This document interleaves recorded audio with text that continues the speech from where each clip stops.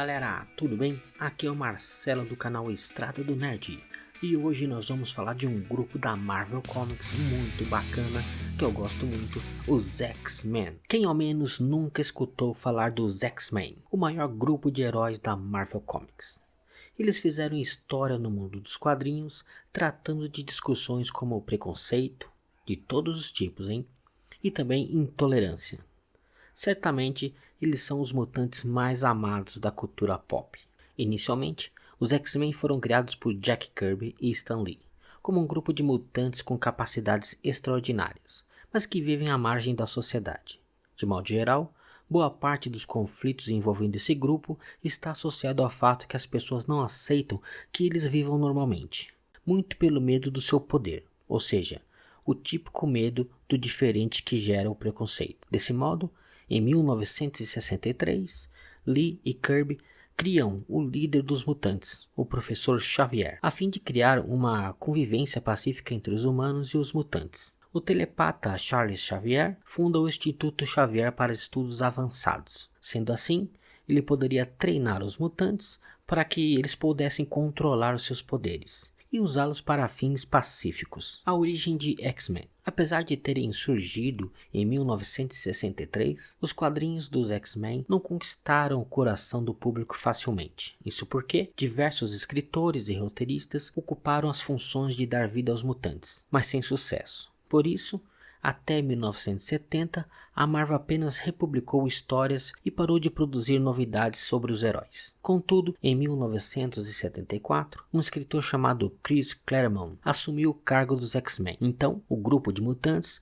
ganharam uma nova chance. Sendo assim, o novo roteirista criou diversos personagens, escreveu novas histórias e até mesmo sagas paralelas. Com as novas histórias e um traço bem mais elaborado, os mutantes finalmente ganharam o coração dos fãs das histórias em quadrinhos. Dessa maneira, entre o final dos anos 80 e o início dos anos 90, as HQs dos X-Men chegaram à marca extraordinária de 8 milhões de exemplares vendidos nos Estados Unidos. A partir de 1991, Claremont deixou de escrever suas histórias. Contudo, seu legado foi incrível e é considerado um dos responsáveis por alavancar o sucesso dos X-Men nas HQ. No entanto, há um outro responsável pela popularidade dos mutantes. E não se trata de um roteirista, mas de sim um personagem, Wolverine. Isso mesmo, eu até fiz um vídeo sobre o Wolverine aqui no nosso canal. Certamente, Wolverine é um dos mutantes mais famosos e adorados. Logan conquista até hoje uma legião de fãs. O Wolverine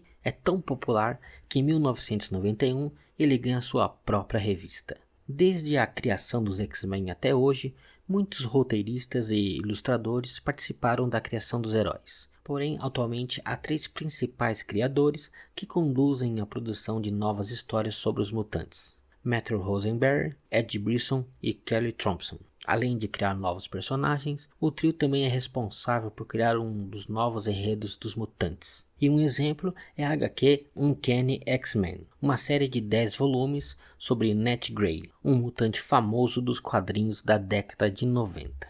Por outro lado, as novas publicações remetem à era de ouro dos X-Men. E vou citar aqui algumas histórias dos X-Men que eu gostei durante esses anos todos que eu li X-Men aqui nos quadrinhos. Vamos lá então. Magneto triunfa. Foi em torno de 1973 ou 74. A equipe criativa dos fabulosos X-Men, composta por Chris Claremont, John Byrne e Terry Austin, foi a rocha que solidou muitas das coisas importantes para o universo dos X-Men, tanto canonicamente quanto criativamente. Aqui, eles amplificam a ação, promovendo o retorno de Magneto em uma aventura do outro lado do globo, no qual cada personagem tem espaço para ser desenvolvido, e cada cena de ação é um salto em relação ao anterior, concluindo com uma grande tragédia, com o Fera e a Fênix derrotados no gelo da Antártica, e o resto da equipe presumidamente mortos. A saga da Fênix Negra, 1980, escolhida pela entidade cósmica conhecida como Fênix para ser sua hospedeira, Jean Grey obtém poderes quase absolutos, mas todo esse poder cobra seu preço, e a X-Men acaba se tornando um alvo dos Shi'ars, uma raça alienígena que pretende destruir a Fênix, e tem seus pensamentos manipulados pelo mestre mental, que pretende usá-la para atingir seus próprios objetivos malignos. Com sua mente corrompida, Jean se transforma na Fênix Negra e ameaça consumir todo o universo. Uma das melhores fases dos X-Men. Essa saga enche os olhos com um enredo envolvente que deixa cicatrizes que são sentidas até hoje no universo Marvel. Emocionante e espetacular. É a melhor história dos X-Men de todos os tempos e o ápice criativo da dupla Claremont e Barney. Dias de um futuro esquecido, 1981. Em um futuro devastador, no qual os mutantes foram impiedosamente caçados e exterminados pelos sentinelas, e apenas alguns sobreviventes estão em um campo de concentração. Wolverine é o único dos antigos X-Men ainda livre, e ajuda seus companheiros em um plano suicida, lançar a consciência da Kitty Pryde ao passado, mudando os eventos e evitando que aquela tragédia ocorra. É uma das mais notáveis histórias escrita por Chris Claremont. O arco e suas consequências marcam o fim da colaboração entre Claremont e John Byrne. Curiosamente, essa história foi uma das inspirações para James Cameron criar o Exterminador do Futuro em 1984. Deus ama, o homem mata, 1982. Originalmente lançada em 1982, com o roteiro de Chris Claremont e a arte de Brent Anderson, na história, o reverendo William Stryker, não satisfeito em comandar um grupo de extermínio de mutantes, chamado de Purificadores, se utiliza de passagens bíblicas diante de câmeras de televisão e auditórios lotados para justificar o extermínio da raça. Por razões pessoais, considera uma afronta aos desígnios de Deus. Os Purificadores, embora secretos, agem sob a proteção da Cruzada Stryker, um grupo religioso que conta com vários fiéis que compartilham da crença intolerante do seu fundador. É uma das histórias mais poderosas e influentes de Claremont, que serviu como referência para o filme X-Men 2. E que agora recebe um tratamento especial nessa trama, em que são destacados temas polêmicos e que infelizmente nunca estão desatualizados, como preconceito, fanatismo religioso, corrupção por poder, entre outros assuntos. A saga da Ninhada, 1983. A história principal desta vez é a batalha contra a Ninhada. O professor Xavier está hospitalizado, inconsciente, batalhando contra si mesmo e uma força descomunal que parece querer surgir enquanto os X-Men são transportados para o planeta Ninhada, sem saber que carregam dentro de si ovos da rainha-mãe dessa raça, que quando chocados irão transformar nossos heróis mutantes em soldados da Ninhada. Nesta edição também temos a oportunidade de conhecer um pouco do passado de Xavier, bem como o de Magneto. Outro fato importante é a forma em que os heróis são bem construídos psicologicamente, e essa força só vem quando eles percebem que fazem parte de algo maior, os X-Men. A Era de Apocalipse, 1995. O que teria acontecido no mundo se Charles Xavier não estivesse presente para guiar os X-Men?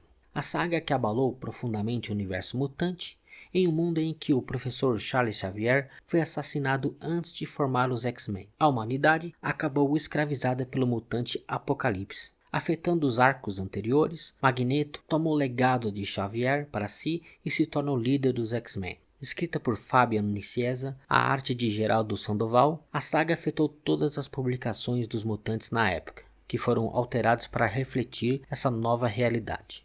Inferno, 1996.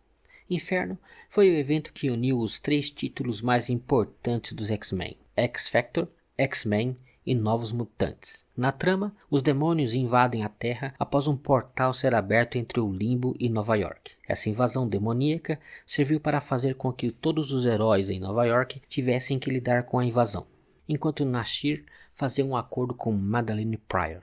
No decorrer da história, descobrimos que Pryor realmente é um clone de Jean Grey. E quando ela vem a falecer, Jean fica com todas suas memórias.